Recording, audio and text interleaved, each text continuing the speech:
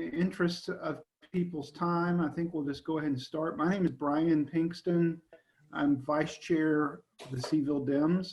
I'm going to let Sharon Webb and Becca Saxon say hello as well. They are the co-chairs in the city. And then we have Teddy from the county as well. And so, Sharon, do you want to go first and just say hi? Sure. Good morning, everybody. Thank you so much for being here. And I know we're all really interested in finding out how we can help flip the fifth and find out how we can help candidates in these really difficult and unusual times. So thank you for being here. I really look forward to hearing from our candidates about how their campaigns have changed and how we can help out.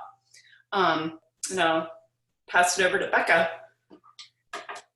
And I'm Becca Saxon. I am the other co-chair of the Charlottesville Dems, and I'm excited to see everyone here this morning. I'm going to stay on mute. I've got a very loud dog in the background who is you can hear her squeaking probably right now. She's demanding all the attention.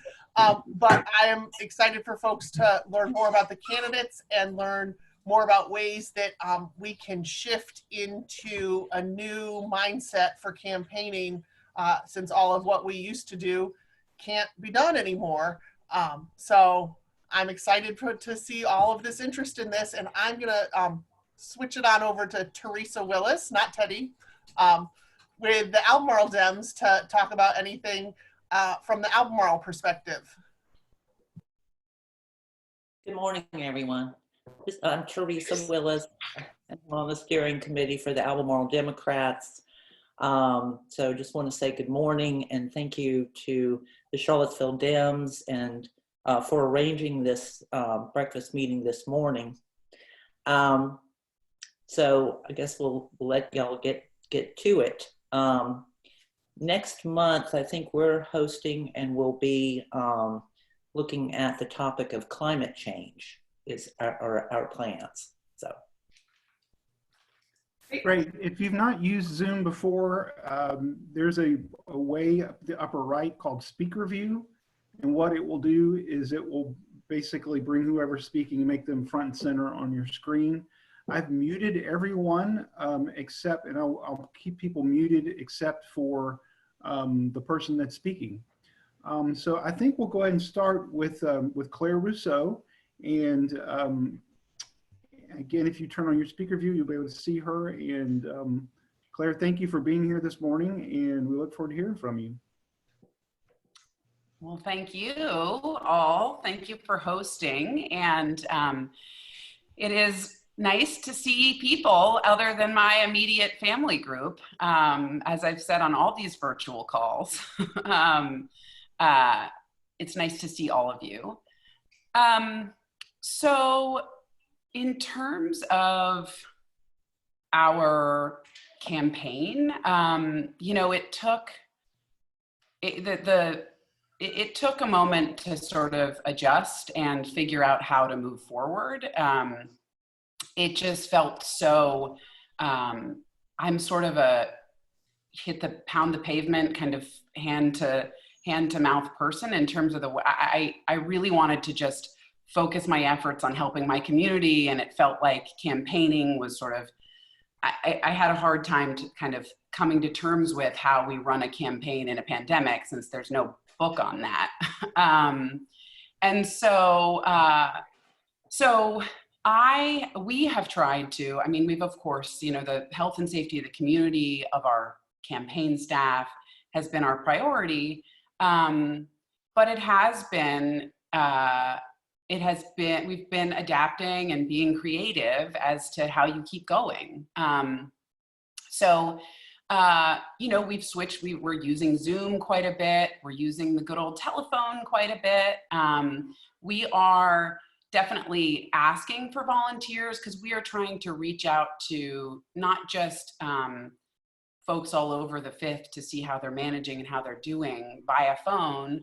We're also really trying to think about, you know, it seems to me that this pandemic has only, you know, the people who were struggling before are the hardest hit.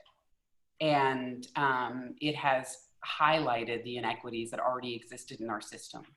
And so to my mind, there are a lot of organizations that folks rely on that, you know, have been impacted in in ways that it's hard for us to imagine. So we are trying to focus on continuing to make contact with people, but also look to places where we might not be thinking. You know, the rates of domestic violence have increased significantly during this isolation. Women's shelters and some of the elements of our judicial system, some of the most vulnerable in the judicial system have been impacted significantly by the pandemic. So our campaign is trying to kind of focus on where we can direct our volunteers and where we can direct our efforts within the community to be helpful. That also means that right here in Earlysville, you know, these neighbors have been, in some cases, neighbors of my family for the last 40 years. And we have a lot of elderly folks who are high risk and who can't go out of their house. So me as an individual and a citizen, I'm also spending a lot of time running to the grocery store and picking up prescriptions and doing what I can in my immediate area. Because I have like the need for engagement and being helpful just in the way that I can.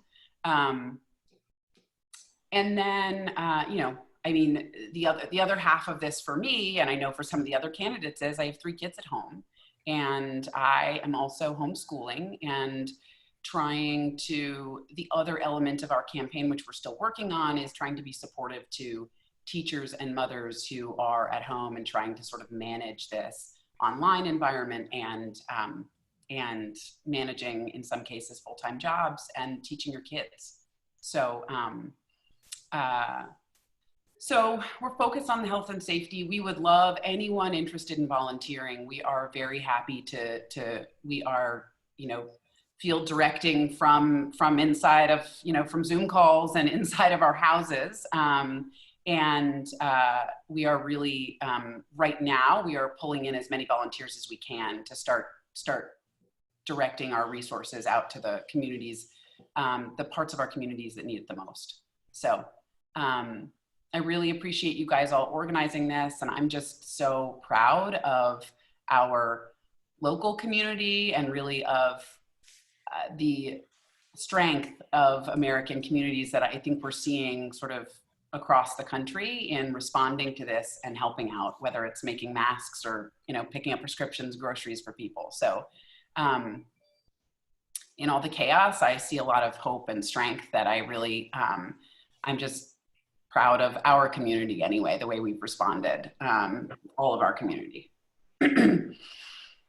Yeah, thank you so much. That was really, really helpful. Yeah, I completely agree with what you're saying in terms of, you know, I've joked a number of times, thank God for the Democratic governors that we have. They're really holding things together. So yeah. Thank you for that. Yeah. So for everyone, if you're not familiar with Zoom, in the chat, you're able to message me. You'll see Seville Dems host. If you have questions for any of the candidates, it probably makes the most sense to just send them that way versus you know, in front of the whole group, and then we'll take those questions and present them at the end. So next up is I don't know, is Dr. Webb on yet? Have we seen him? Okay. I am indeed. How's it going? Oh, hi. How are you, sir? Doing well. Good. Well, welcome, and I'm going to. I think you know the topic of what we're talking about. Just basically how the candidates are managing to continue their campaigns, outreach in the middle of all this. You've got a special perspective in that you're a physician. So I'm going to turn it over to you. Sure. Well, thanks so much for having us this morning. I'm sorry I was a couple minutes late. I got a text from Becca and a text from Ella. And like most of you, or like a lot of you, I was upstairs trying to wrangle two kids who, the morning routine is always, I see Claire shaking her head. We text about this sometimes, about the joys of wrangling kids in the midst of all this. But this pandemic is, it's absolutely unprecedented. It's something the likes of which we've never had to deal with as a nation, as a world. And so, our campaign, we navigated it in a couple of ways that I'll talk about. The first is that we in some ways saw what was coming down the road a little bit earlier. And so we had been a pretty digitally engaged campaign from the start, but we knew pretty early on we were going to have to switch all digital, even before the state of emergency was declared. And so we started to make those preparations and really put in place some key engagement digitally. And so that's why every Monday night we do a coronavirus update, and I'll talk about that in a second. But myself and one of my good friends and colleagues, Dr. Tyson Bell, who's an infectious disease and critical care specialist at UVA, we just sit and create a space for community members to engage and ask the questions they need. It's such an important space. And the reason why is that we are getting really false, misleading information from our federal leadership, specifically from President Trump. And I can't tell you how many critical questions where they've gotten mixed signals from the president and his administration. And it's because of an administration that has a complete disregard for science, has continued to have a disregard for science, even in the face of the biggest global threat we've seen in years. And I think that's where, it's just all the more a referendum on the fact that we've got to get him out of here in November. So I know this group isn't worried about that. Seville Dems, we're gonna do everything we need to do to get Donald Trump out of the White House. But I think in the meantime, we have to make sure we're getting good information into the hands of our residents, our friends, our colleagues, and neighbors. And so the second thing, every Tuesday we do a Twitter Q&A. We do a Twitter Live on Tuesdays, and there's a chance for folks to engage, to chat with us, and to have conversations, to talk about the things most important to them. Wednesdays we do it on Instagram Live. So we try to use all of our platforms, and then we do a town hall later in the week. So actually, for those of you who have not too much going on this morning, at 11 a.m. we're doing a town hall, and my daughter Avery, who a lot of you have actually met Avery, she's my 8-year-old spark plug, but she said, how come we don't have information going to kids? She's watched my coronavirus updates every Monday, and she was just like, we need to do one of these for kids. And I was like, okay, well, you do it. And she was like, okay. So, that's Avery. But, so it's really just a town hall that's geared toward kids. These aren't political events. In a sense, they're really just information sharing and making sure that people have what they need. And for me also, just creative ways to get the family involved, because she wants to help and she wants to be a part of the solution, like a lot of kids around our communities. And so that social engagement, it's so key. I heard Claire talk about it, and I think she hit the nail on the head. We've got to be reaching out to our neighbors. I can't tell you how many calls I make every day just checking in on folks. It's not your typical campaigning, but that's where, those of us who are first time, congressional candidates, we kind of have an advantage in the sense that we don't have a usual, it's not like we usually know what it's like 67 days before a primary. From our standpoint, we're just like, every campaign I've ever run had a global pandemic. So, I think that's where it's really our opportunity to lean in and say, how can we be helpful to our community? Completely agree with you, Claire, on that. For those of you who know, I'm still practicing as a physician at the University of Virginia. And I'll tell a quick story. When I first said I was thinking about running for Congress, there were quite a few people who said, well, you need to quit your job. You can't do anything. You just have to run for Congress. And I've said for a long time, I know how to walk and chew gum. But I think the other piece was recognizing that my role in our community is a little bit different. As a physician, part of what I'm doing is being a part of our solution when we have healthcare needs, and we have a lot of healthcare needs. And so, yes, I usually only work about 4 days in the hospital every month. And I said, that's a sustainable amount of clinical work. I want to keep doing it. And it was pretty serendipitous because we had this pandemic that came to our doorstep. In my group, I'm a hospitalist at UVA. We run the special pathogens unit, which is the COVID unit. So we're responsible for taking care of all the COVID patients in the hospital. And I think it's a responsibility that we have. It's something that, for me, really stepping into. We also run the COVID clinic where people can come as an outpatient. And so, I've definitely been on the front lines from that standpoint. And, my first experience when I went back into the hospital in this pandemic, it's striking because from the safety of our homes, when we look at this pandemic, and we think about our frustration with being at home or our frustration with managing the kids in homeschool, that's very real. When we think about the economic implications, the businesses that are being harmed all over the country, all the unemployment, that's very real. But when you see people on ventilators, and when you see people who are really sick and you see them separated from their families, you realize what's at stake, and you realize why all those other things happen. So I really came back out of that experience saying we must do better. That's when I started talking in the last few weeks just about, countering the president's narrative about reopening the country, right? It's not about just saying we need to get our economy going again. We have too much to lose. We have way too much to lose. And I think that as physicians in our society and as the nurses and as the techs and as everybody who's showing up every day in our healthcare spaces, we recognize it's critical that we flatten that curve. We keep those hospitals in a place where they can meet the need. I was on service on Monday when we heard about the outbreak in Fluvanna. I got a phone call at 5 p.m. and they asked me to clear out the 3rd floor. For those of you who know the hospital, they asked me to clear out 3 Central because we were going to need that space for COVID patients. Right? And imagine trying to create space for 40 patients coming in potentially with the coronavirus. And they're all older patients, all vulnerable. So that work is critical. I do a lot around coronavirus, but one thing that I noticed, and a group of my colleagues also noticed pretty early on, was the paucity of data on race and ethnicity. And that's always alarming to me. And it's always a source of concern with a virus like this, with a pandemic like this. It's going to hit the most vulnerable populations the hardest. And I heard Claire say that, and she's absolutely right. I think that when it comes to this pandemic, we knew vulnerable populations were going to be harmed. And when the data came out, it was alarming. 70% of the COVID deaths in Chicago were African Americans, 70% in Louisiana, over 50% in places like Detroit and Milwaukee and New York City. And so it's not hitting Black and brown communities because of something genetic, which is sadly what I've heard some people suggesting. It's because it's exposing all the fault lines in our society, all the issues with access, all of the opportunities for folks to get the care they need, and the fact that our essential workers are disproportionately Black and brown. The fact that not everybody has the privilege of parking their computer on their desk and working from home, right? That is a source of privilege. And so either folks aren't working and they have that economic stress, or they are working and they're at risk and they don't have adequate personal protective equipment. And so we had to work to address that. I have to give my wife a lot of credit. She's been leading the charge in so many ways, creating materials for distribution in the community. A lot of you may know Mr. Alex Zan, who goes around the community distributing education materials, but Leanne partnered with him and another physician colleague, and really just trying to get the word out on how people can stay safe. I'm working to help mobilize masks to groups like the African American Pastors Council, working with Lehman Bates. Myra Anderson has a project. And so there are so many different things that we're doing on the ground to actually do the work, right? Because we can stare at the problems and the challenges all we want, but unless we roll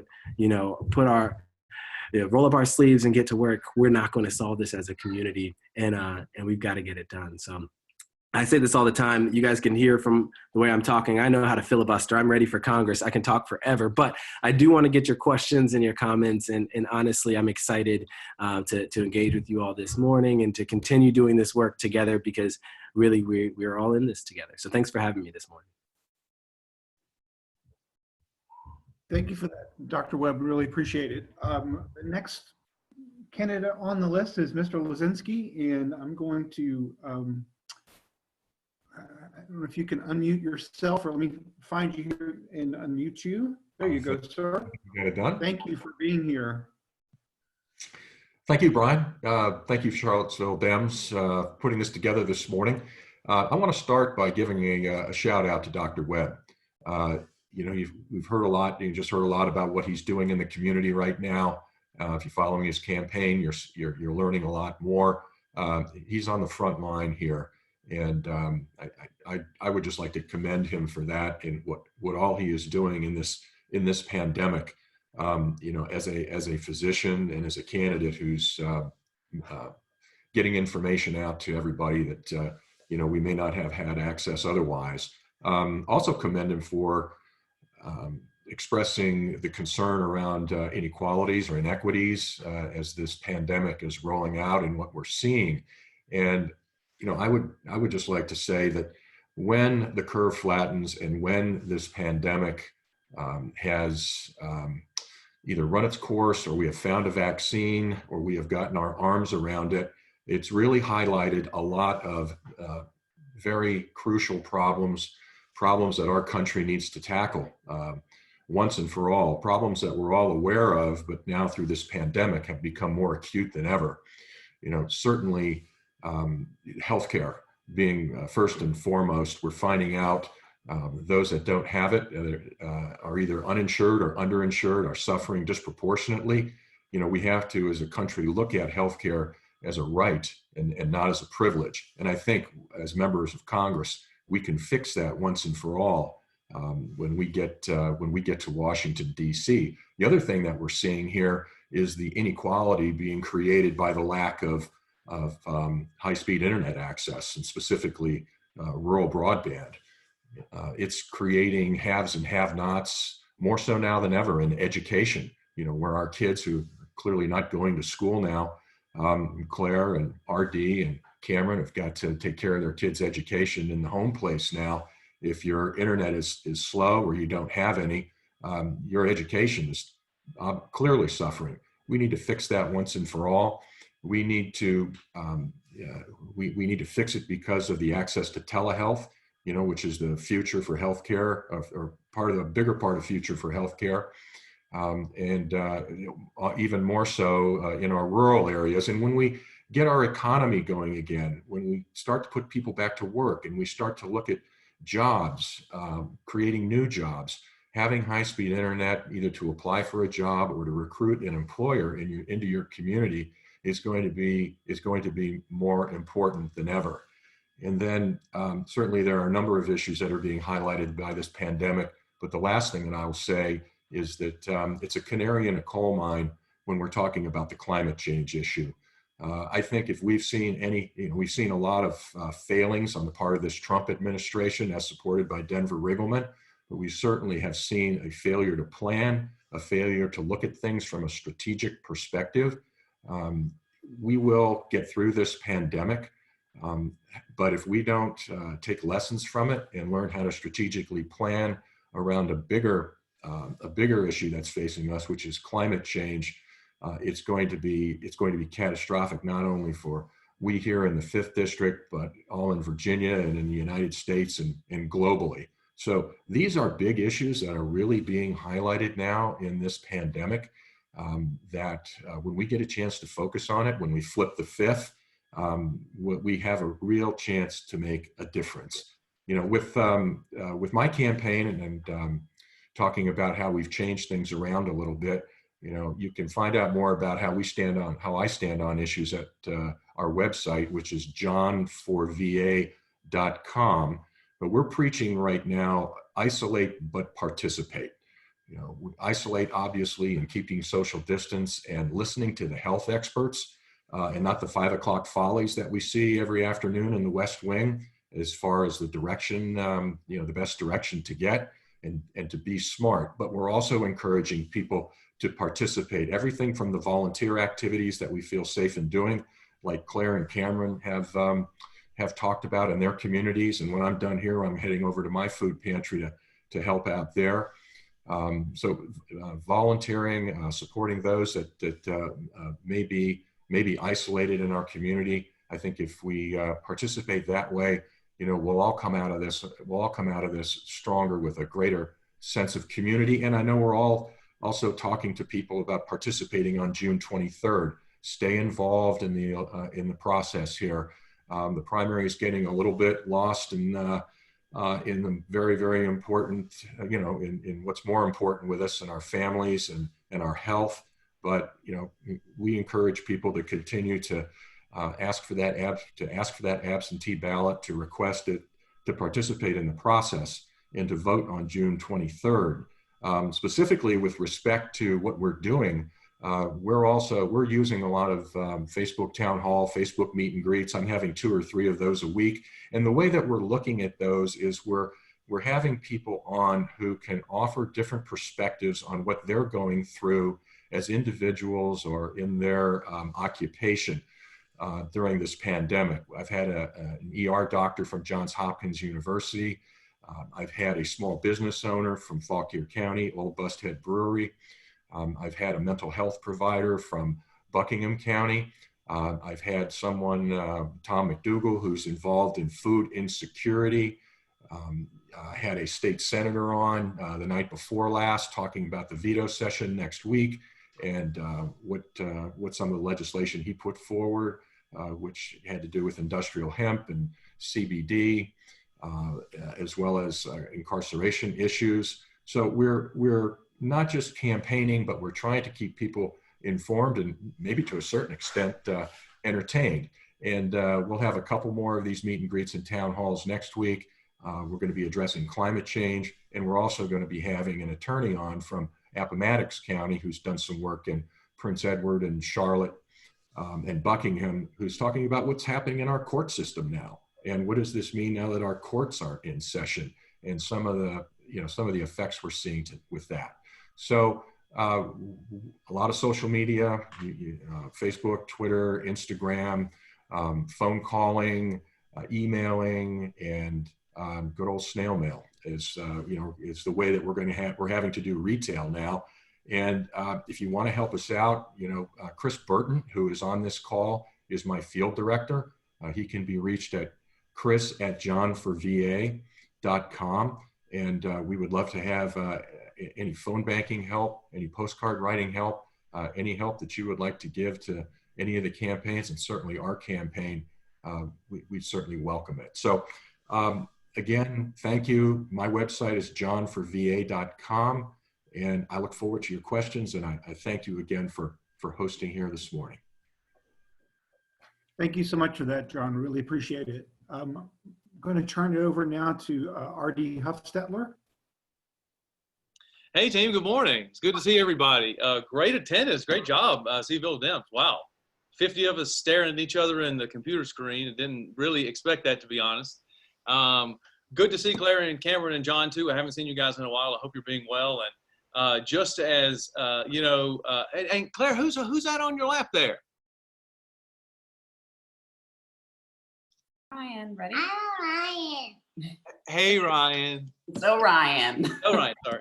Yeah, it's okay. Good to meet you. Good to meet you. Well, like a lot of you, and I texted Cameron, and he and both Dr. Webbs have been on my mind.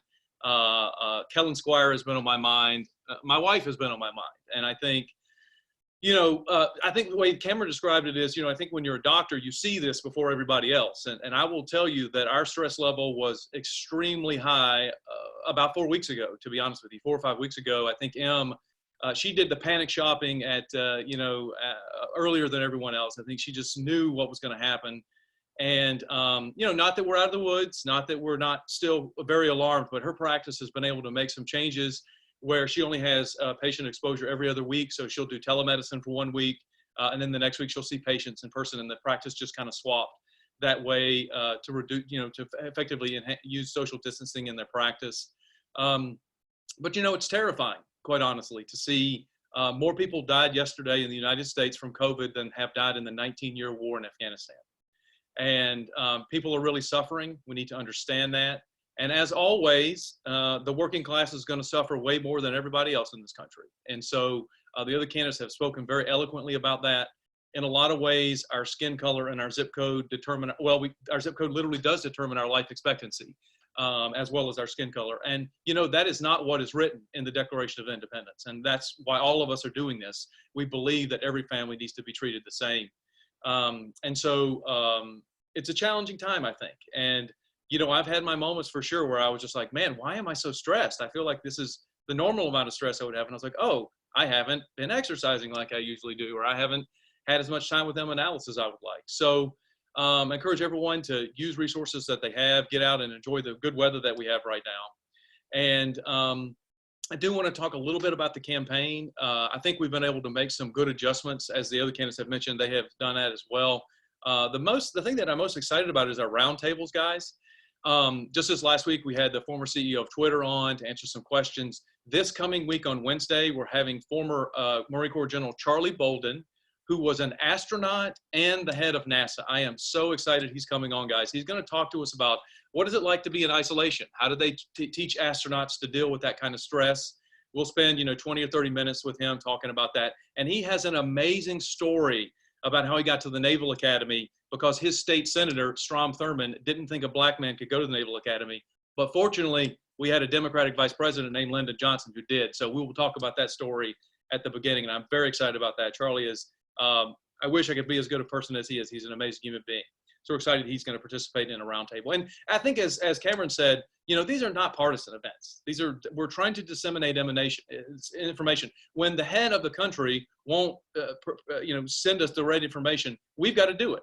We've got to step up and get experts. And our plan has always been, I want to talk to experts in a wide range of things. We're talking to Leah Purrier this week on the school board to talk to us about that, the locality of that. We're talking to Ben Castleman, a UVA professor, to talk a little bit more about how our kids going to deal with when they go back to school. So our plan is to go for experts of a range of subjects, a range of geographies, and just try to put some information out there to let people know that even if we don't have a president right now, we've still got other leaders that will step up and do the hard work.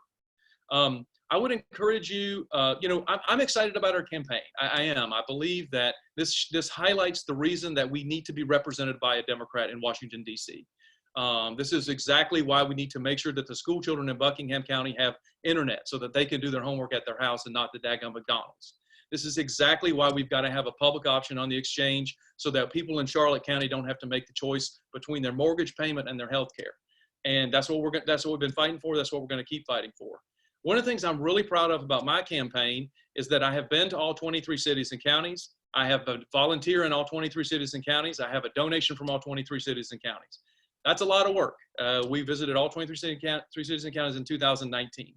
And to beat the Republican in this district, you have to have that type of robust grassroots coalition. And I'm very excited that we have that. I'm very excited that I can pick up the phone and call somebody in Cumberland County and say, hi, how are things going down there? What's the job market look like? As many of the other candidates know, lots of folks do. So, but it's a really good feeling to know that we have this grassroots movement. What I want you guys to do, we haven't put this out publicly yet, so you guys will be the first folks to know. On our website now, RD for VA, you can go check out our plans section. And we have issued 6 really great plans that I think all the progressives here in Charlottesville are going to be very excited about. We have an affordable housing plan. When I was growing up, there was a time my mom and sister and I might not have had a place to live were it not for Section 515 housing, which is administered by the USDA, by the way, for rural communities. And we've talked a lot about that in the affordable housing plan, how we can bring more affordable housing to Charlottesville.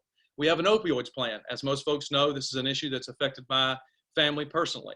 We have a gun violence plan up there that we are extremely proud of that talks about how I was put in a tree stand when I was 12. That does not mean we cannot have this conversation. We can respect the Second Amendment, but also make sure that our families are safe, that women who feel unsafe in their home can petition the government for redress. We're very proud of these plans. They took us a long time, and I think that they are the most robust plans that will be presented during the election cycle, and we're proud of them. It's a difficult time. It's a difficult time in America. And when things get tough, Americans have to stick together. And we've heard great examples from my fellow candidates here of things they're doing in their local communities to help. We're certainly doing our best to be a part of the solution as well. And we're very excited about, where we are in the race, where we are in time here.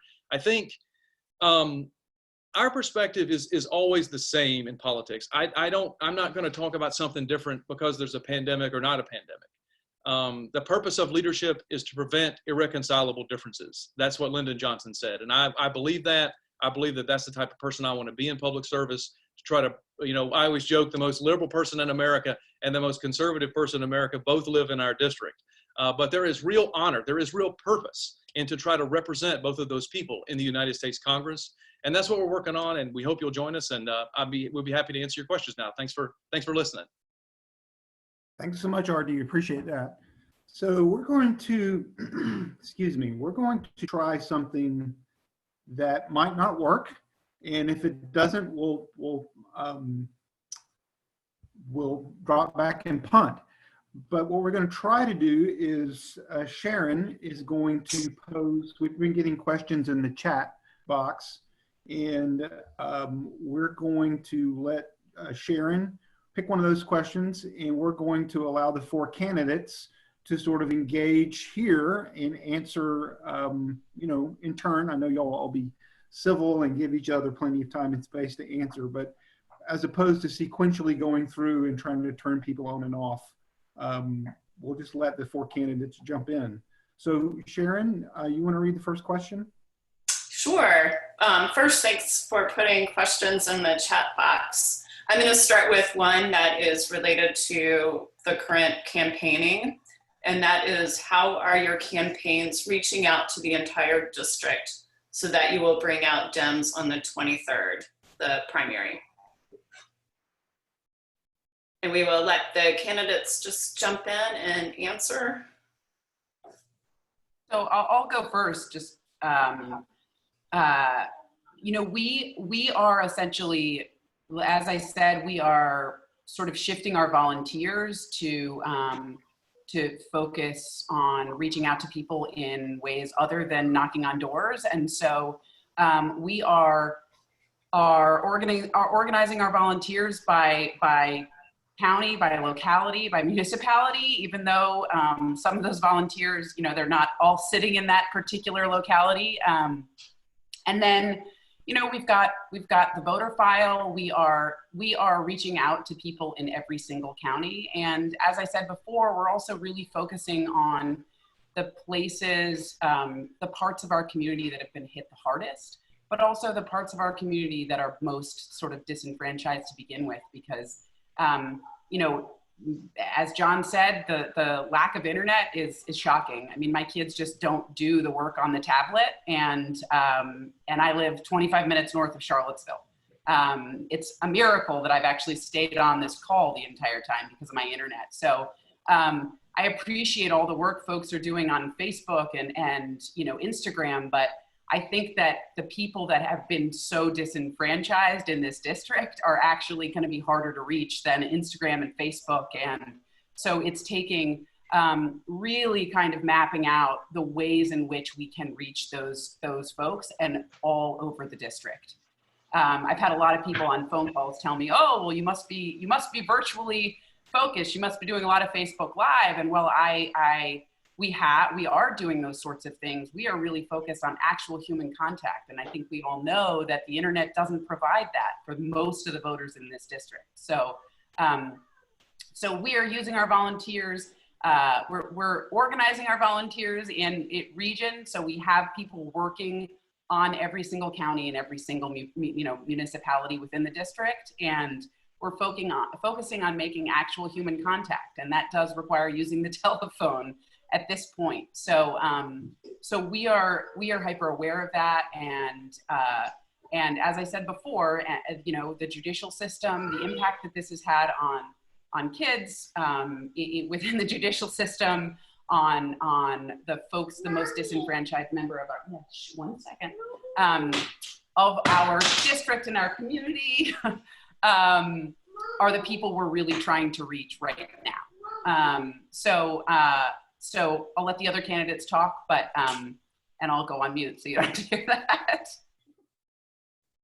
Yeah, I'll piggyback off what Claire said. I think that's absolutely right. Just trying to reach people where they are. And one thing you'll notice about us, we've all gotten to know each other as kind of colleagues in this race pretty well. So we're shamelessly complimentary of one another. And I think that I look at RD, having been in the race first, and before I even entered the race, RD had announced having a supporter in every county and a donation from every county and city. And I think it was refreshing to see, myself being from Central Virginia, my wife being from the South Side, being from Appomattox. And I think that it's refreshing to see somebody who actually cares about all the spaces. The contrast there isn't other Democratic candidates. It's Denver Riggleman and his lack of interest in actually engaging everywhere. Right.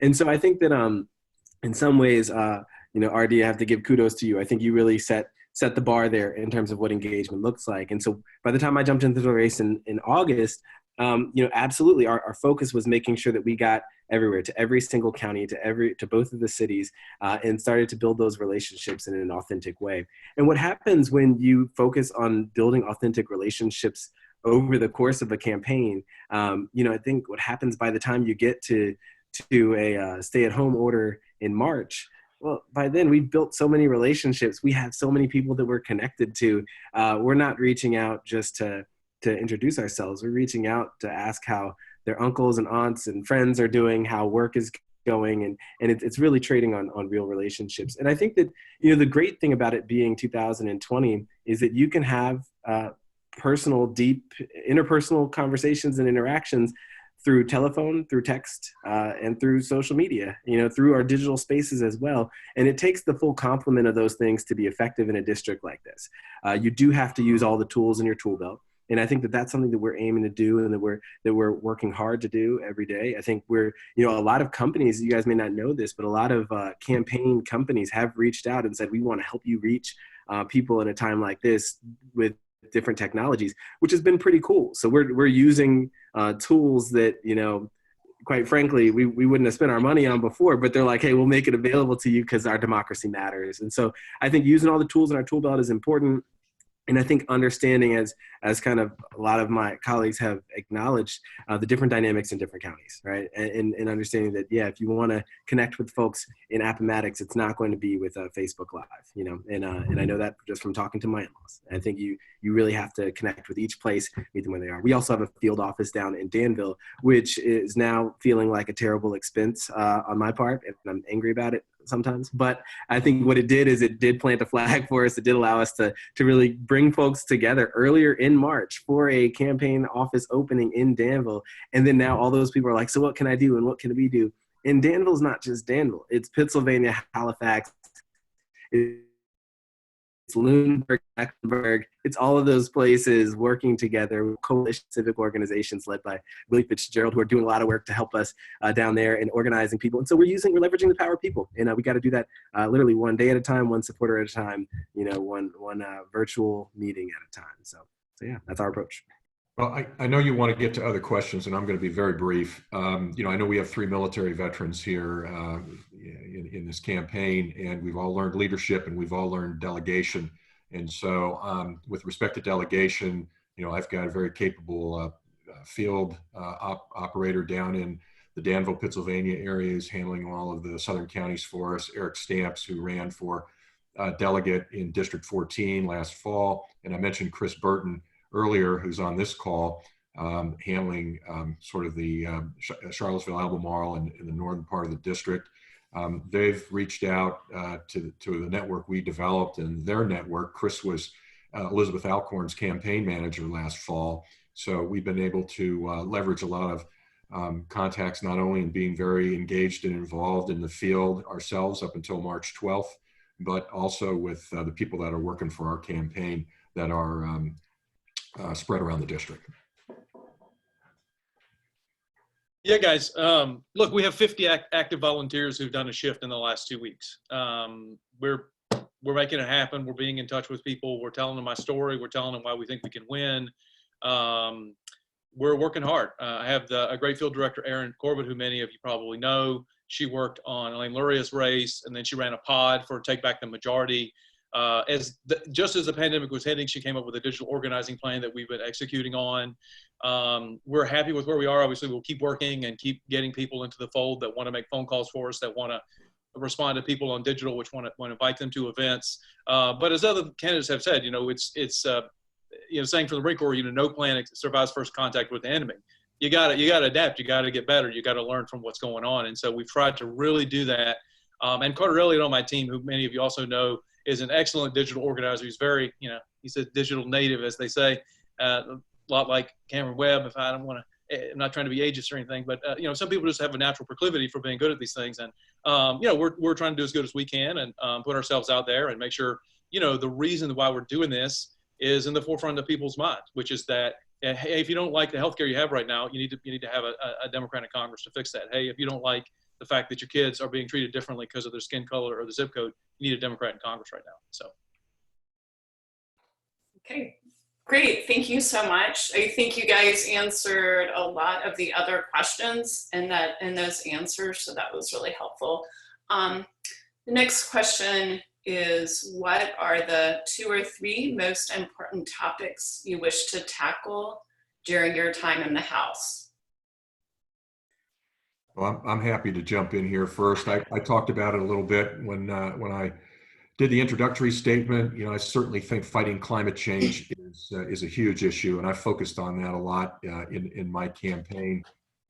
Getting ourselves off of the dependency on fossil fuels, reducing the carbon footprint, looking at other renewable energy sources like wind and solar and electric battery technology as a way of embracing 21st century jobs in technology, getting back into the Paris Agreement, and just understanding and recognizing it as the issue of our time, and that if we don't get our arms around this and get active with it, we're already behind the curve. And everything else, frankly, all the other issues that are so important to us, not that they aren't going to matter, but if we don't have a safe and thriving planet, that issue is head and shoulders above all others. Healthcare, clearly. I'm also a proponent of making the Affordable Care Act stronger by introducing a public option, but I'm for a fast track for universal health care. I think that, as I said earlier, healthcare is a right and not a privilege. And we're seeing the effects during this pandemic of not having good health, world-class, trophy-class healthcare. We spend about 20% of GDP on it, and our outcomes are absolutely awful in many cases. And it's really exposed a lot of inequalities, not only in healthcare but income inequalities. We really need to look at paying people a living wage.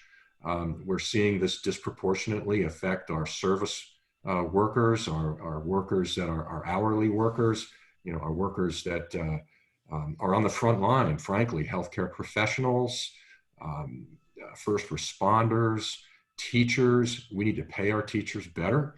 And we need to really look at income inequality, and we need to look at paying people a living wage. And then I think the third thing I would focus on, and I mentioned it earlier also, is infrastructure. Not only a Marshall Plan, not only for our roads, our bridges, our tunnels, our waterways that we all know in many cases are crumbling, and even here in the 5th District, but rural broadband. And we've hit on that pretty hard already here this morning. But, again, it bears, repeating. It is cutting across so many different spectrums and creating inequalities that we need to fix it with an investment at the federal level once and for all. I'm going to jump in just because the menagerie is starting to get unsettled over here, and I'm not sure how much longer I'm going to be able to answer questions, but I'm going to be real quick. Healthcare, protecting choice, which even in a global pandemic is under attack, and our infrastructure. Equal access to information is absolutely critical. If we are going to address the inequalities that are so ever present in our society right now in this pandemic, people have to be able to get information. They have to be able to get their absentee ballot. They have to be able to file for unemployment. They have to be able to understand the prescription plans they're signing up for with Medicare or Medicaid. So expanding access and lowering cost, I mean, that is true across all those 3 issues that I'm talking about, but those are the 3 issues that I want to address immediately when I get to Congress.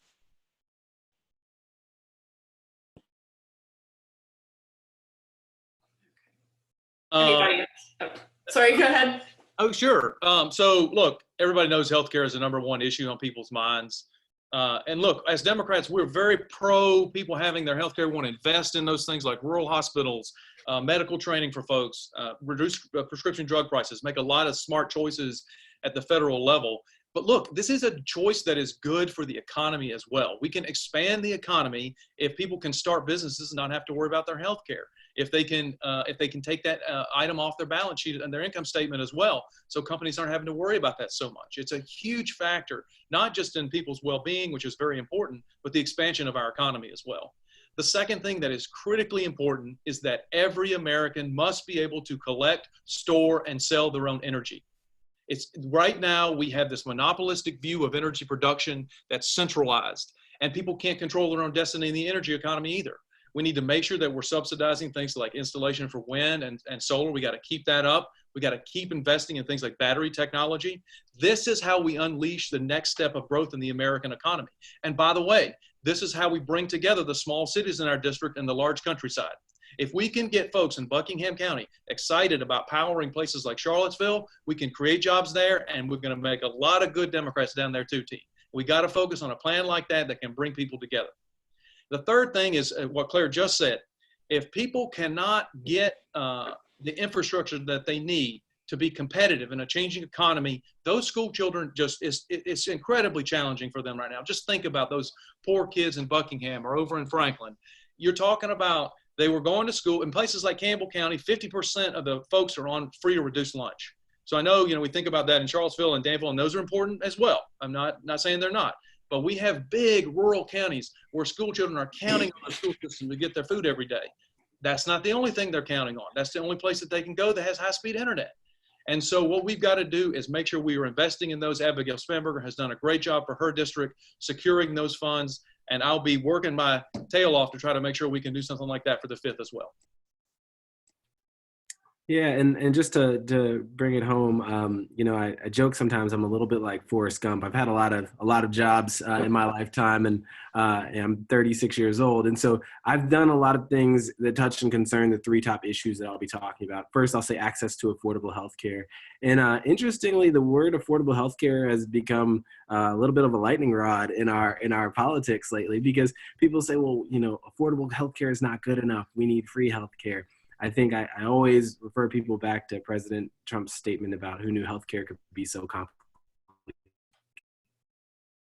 And I remind folks that we Democrats can't make the same mistake. I was Affordable Care Act getting passed. I know exactly what it took to get that conservative legislation across the finish line. And we know we've got to build upon what's missing from that bill. We know that what's missing from the Affordable Care Act, of course, is the idea of a strong and meaningful public option. It's the idea of getting those 28 million Americans covered. It's the idea of making sure that our prescription drugs are affordable. And as John said, I actually tend to agree with him. I think that, the idea of universal health coverage is defined by everybody having access to the care that they need without risk of financial harm. That's what universal health coverage means. So it doesn't mean Medicare for all. But what it means is that everybody has access to care without risk of financial harm. And I think we can accomplish that in relatively short order in this country with the tools we already have. We can expand on Medicaid. We can lower the age for Medicare. We can do meaningful reform with insurers to make sure that they're playing by rules that are good for the American people, right? And that is the getting rid of surprise medical bills, making sure that folks have the coverage that's actually meaningful and that gets the job done. And so I think ultimately Americans are going to vote it with their feet, but we have to create a paradigm that works for them, and leaning on experience, which I have from my time in the Obama White House and on the state Medicaid board and as the director of health policy here at UVA. Those are all things that work. I think on climate, it's quite simple. We've got to follow the science, right? The Intergovernmental Panel on Climate Change released an incredibly large report, and John talks about this, I think, as effectively as anybody. Climate is one of the biggest issues that we have. And I love his phrase about a canary in a coal mine. The reality of our climate crisis is that it is one of those overarching crises that we have to tackle. So we must decarbonize by mid-century. I know that, some folks are calling for doing it within the next 10 years, but I think the reality is we have to lead on this issue. So it may not be 10 years, but it may not have to be 30 years. It has to be in relatively short order. I'm from Spotsylvania County. The largest solar field in the entire East Coast is in the county where I grew up. And the idea of how that transformed the economy locally. And then you see the 3 solar fields that were just added in Halifax County. This is something that can be a big part of our economy, here in the 5th Congressional District. I think Artie spoke to that pretty thoughtfully. And the third issue I usually say is economic mobility. The idea that folks have the opportunity for success. They can climb up the ladder in our society. That operates through education, and we've talked about those inequities. Here in Charlottesville, we know we have deep inequities in our education system, but those don't just operate in the classroom. Those are issues with students, with classrooms, with schools, with communities, with homes. Those are all things that we need to work together to address. The criminal justice reform is so critical. When I talk about economic mobility, a lot of times we can use it as talking points. That is precisely the work that I did in the Obama administration as part of the My Brother's Keeper initiative. I worked with 23 federal offices and agencies to do work on a range of issues, which included environmental racism, environmental justice, but education, criminal justice reform, workforce development, job creation, mentorship, really just making sure that people had the tools they needed to succeed. And so that's what we'd aim to do here. And one thing that hasn't been mentioned, but I think is critical, is electoral reform. And I think that all of the things we're talking about are only possible insofar as we end this partisan gerrymandering, that we make sure that everybody's able to participate equally in our democracy by, addressing issues with voter suppression. And I think the General Assembly did a great job at that. And I think ultimately talking about how long members are staying in Congress, because I don't think we need folks who are spending 50, 60 years in Congress. We need to make sure that we're creating a thoughtful paradigm where we're getting good, fresh ideas and people remain connected to their communities to represent those voices. Great. Thank you guys so much for answering that question. I think in interest of time, because people have children and campaigns to run and all kinds of things, we're going to do one final question, but this time we'll allow the candidates to look at the questions and pick the one that they like the best and would like to answer. So we'll give you a minute to do that. And while you're doing that, I'd like to remind people that there will be forums coming up. There's one scheduled May 9th, and then the 12th. The Albemarle County and the Charlottesville Dems will have a forum on May 31st. So if you have a question up there that didn't get answered, please check out the forums. We'd also like to announce that if you have announcements, please type them into the chat so that we can push them out to everybody. Okay. Let's see, and there are some really great questions, so thank you for putting those out there, everybody. Okay, so I think we will turn it back to the candidates, and if you would tell what question you're answering, and then go ahead and answer it, and then we'll, thank you. Okay, so we'll go ahead with that. I'm going to go ahead and answer, as I said, the forces that be in this house are starting to work their magic. So I'm going to go ahead and answer. And I'm going to answer, do you consider gun violence in our country to be a public health crisis concurrent with this coronavirus crisis as domestic violence and suicide rates increase? And absolutely. And I have harped on this throughout the campaign and really throughout my life, as I think some of you who have been in some of our forums have heard. One of the most difficult and compelling moments in my life was happened several years ago after the Parkland shooting, when my daughter came to me after having done live shooter drills in her school, and actually didn't come to me, was very upset, and I could tell, and I couldn't get it out of her why. When I finally get her to come clean, she asks me if her father is bad.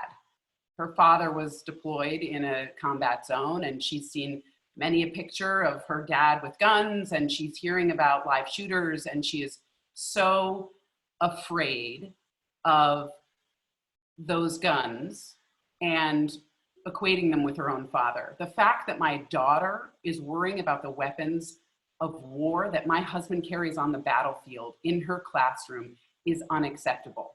So there are several issues at play within this pandemic that we all are probably very aware of. The first being that we can't talk about education and improving our education system until our schools are actually safe. We can't have parents and children worrying about their own safety and their lives in their classrooms. It's absolutely unacceptable. We can't have a Congress that is unwilling to act on meaningful gun safety reform when the majority of the country agrees on it. And, as a veteran, I am very sensitive to the fact that there are 20,000 suicides a year. There are 20,000 gun deaths a year from suicide. This is something that our Republican counterparts don't want to talk about. They're pro-life, except when it comes to guns in the home that increase the chance that people can take their own lives. So we have got to enact meaningful gun safety reform just immediately. But we also have to start researching we have to start researching gun violence. We have to put money into researching gun violence and focusing on the communities that are most hard hit by this, which not surprisingly are the communities and are the most vulnerable communities in this country to begin with. We have got to figure out how we can intervene and prevent these deaths before they happen. Change the culture of guns in the communities that are most vulnerable. And finally, we cannot have a representative of the 5th District who is voting against the Violence Against Women Act. I am very sensitive to a sort of an issue that is near and dear to my heart is women who are the victims of violence at home, of violent crime in general, and the experience they have and their vulnerabilities. And Denver Riggleman voted against the Violence Against Women Act. It is absolutely unacceptable that we have members of our Congress making arguments that we should keep guns in the hands of people who are convicted of and are actively participating in violence against other people. So gun violence in our country is a public health crisis. And certainly as we deal with this pandemic, one of the things that our campaign is focusing on is mental health professionals. How do we as a community support the mental health professionals? Because gun violence, gun purchases have gone up. And when you have a gun in a home, you are much more likely to commit suicide. When there is a gun in the home, there is much more likely to be violence with that gun. And so we have got to act, and we have to do something now. And again, this is something that is so relevant to us in this race and flipping this district this cycle. Sharon, I guess if I could jump in, I'll take Mark's question about how will your campaigns generate support from conservative Democrats and independents living in rural areas in the 5th. I think most of you all that have gotten a chance to know me or to learn more about me on my website know that I've been elected twice in my county, which is a Republican majority county, first as the chair of our school board for 4 years, and then as the only Democrat sitting on the board of supervisors. That's given me a tremendous amount of experience at the local level, not only everything from education through some of the committees that I served on the board of supervisors, whether it's the broadband committee or sitting on our regional jail commission or with our Rappahannock-Rapidan River Basin Commission. It's given me a wealth of local knowledge and experience. And I think that matters. I think that matters to voters out there who are looking for a change and looking for an alternative to Denver Riggleman and as a surrogate to Donald Trump. And I have been successful in pulling moderate Republicans and independents across the line to vote for me. I've lived in Virginia for 35 years, and I've been a business person for 35 years as well. And I'm working now in supply chain and logistics, warehousing and manufacturing. And I think we talked a little bit about the economy here, but we're going to be talking about it a lot longer than after this pandemic flattens and we get our arms around it, because the devastation to our small businesses, our restaurants, our shops, the amount of people that are out of work right now, and what kind of jobs, are they going to come back to, if they come back to any jobs at all. And I think people, independents and moderate Republicans, are going to be looking for a candidate that has a business background, that has some knowledge and experience in working with different economic development partnerships, worked on or has a knowledge of affordable housing issues, and definitely ran my own small business for 7 years. So I think the combination of experience, electability, and a business background are going to be particularly appealing to those Republicans that, frankly, and independents that we're going to need to win the 5th district. We all know the math, and we all know that Leslie did a fantastic job fell about 20,000 votes short. So we need 10 to 15,000 votes to win this seat. And we're going to need those light red and independent voters. With my resume, I think I'm eminently qualified to be that candidate that's going to attract those voters that we're really going to need to flip the 5th in November. Yeah, I'll jump in and go next. I do have to jump pretty soon, but for me, I want to take Michael Redmeyer's question about what will be the Republicans' most effective argument against you as an individual candidate and how will you respond. So I'm just going to give some ammo to some of my colleagues here in the race. I think the argument that I think Republicans are going to use most frequently is actually a dog whistle, and it's the dog whistle that I couldn't be elected. And I would say that there are some folks who will suggest that here in Virginia's 5th congressional district, that an African-American man can't be elected. And they're going to look at some rural communities. They're going to look at how deep red some of the counties here in the district are. And they're going to say, sure, you can do well in Charlottesville and Brunswick and in Prince Edward, but what about the other places? And I think a lot of you have heard me talk about the demographics of the district. You know that it's 20% African American. You know there are 9 counties south of the James River with more than 35% African American population. You know there's a robust African American community here. You've also heard me say that there are 38,000 unregistered Black voters in this district and that there are 33,000 registered Black voters who didn't vote in the last election. You've heard all those numbers, and yet and still people have that electability conversation.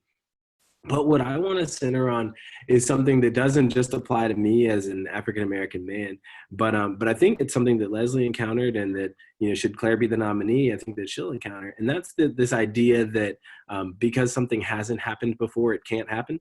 Because the 5th congressional district has always been represented by a white man, it's the idea that that's the only fit representative of this district. And the fact of the matter is that's just not true. Claire could be a phenomenal representative of this district. Abigail Spanberger has proven that. She's my parents' congresswoman, and so I think she's proving that right now. The districts that haven't had something happen before, it doesn't mean that it won't happen in this very cycle. And I think that what makes this one unique is that the demographics of, we think we've got a great chance. We think we can close that gap by 70,000 potential Black voters. And we know they're hard to reach, but we also know that the coalitions that we build are really effective at reaching people. That's not the only reason. We know that among independents and among Democrats, healthcare is the #1 issue, and my credibility and my expertise and my deep experience on healthcare resonates. It's the reason why we have rooms full of independents in Appomattox and Campbell County who come and they're just like, I'm here because I trust you on healthcare. Most trusted professions in society are nurses, firefighters, and doctors. And I think that, the reality here is that we have an opportunity to appeal to a wide range of people. And then finally, I work every day when I'm working as a physician in this district, serving the people of the 5th congressional district, no matter their race, color, or creed, no matter their rural or urban nature, no matter what they do professionally, no matter even sometimes when they have Confederate flag tattoos. I serve the people of this district. It's what I do for my profession. And I think I'll be pretty adept at it. It starts with listening. It starts by being in the places where people need to see you. And I think I can do it well. Being a kid from Central Virginia, married to a girl from South Side, I think it's hard for people to make the argument that I'm not a guy from around here. So I think we'll be able to get it done. Hey guys, well, first of all, everybody running for Congress here would be a way better member of Congressman Denver Riggleman. And, you see that whenever we're together, and you know that we like each other and think highly of each other. I hope that comes across. Obviously, each of us believe in our own candidacy. That's great. You should believe in yourself, or we wouldn't be doing this job. But the question I want to answer is the same one that John answered, which is how do you generate support from conservative Democrats and independents living in the rural areas? Let me kind of back up and let's just talk. I want to talk a little high level. What motivates a lot of decisions in politics right now is called negative partisanship. There's a political scientist who's written entire books about this. I would encourage everyone to Google negative partisanship. It will drive exactly what happens on the election day here in November. People tend to vote for something they hate rather than something that they love. It's an unfortunate bunch of different factors that drive that, but we know that that's why some people pulled the lever for Tim Kaine and pulled the lever for Denver Riggleman.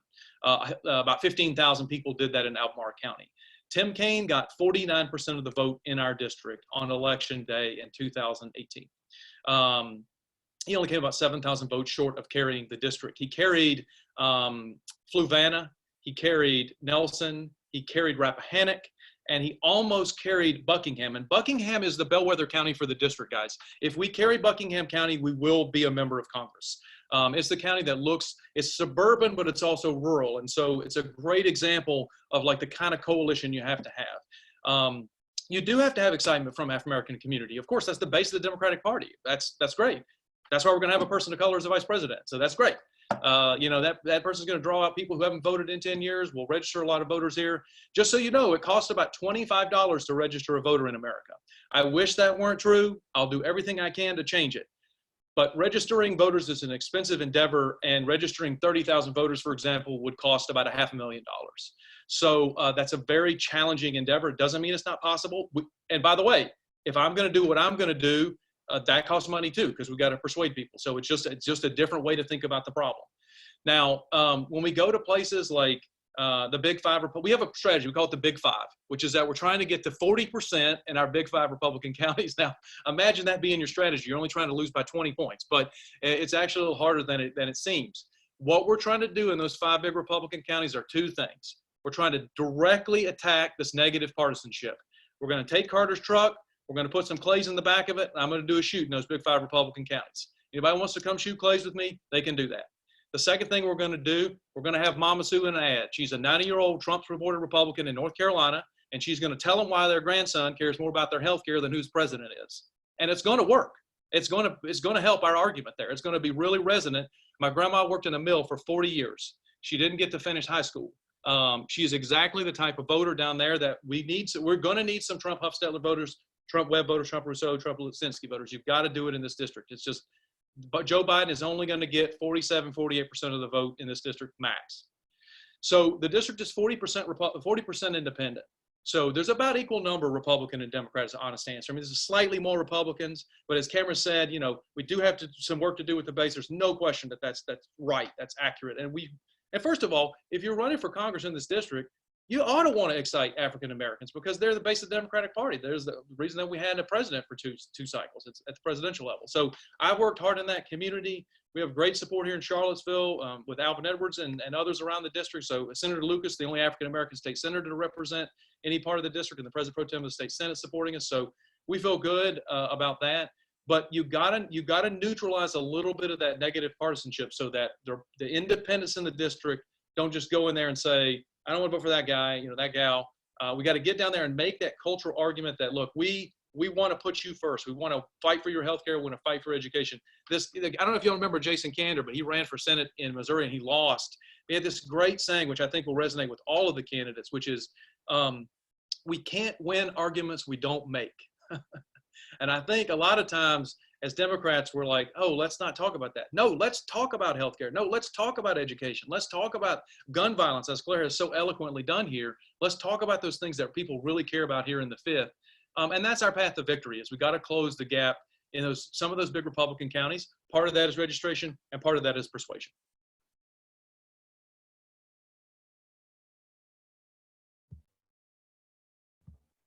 Hi, everyone. I'm going to close us out. Thank you so much to all of the candidates for the time you've given us today. I know that Dr. Webb needs to get going to probably help Avery with some technical support.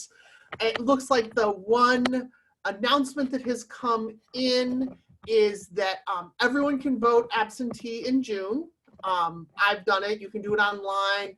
They will send it to you if you submit the information to link it, your DMV file for the signature, and then you can vote by mail.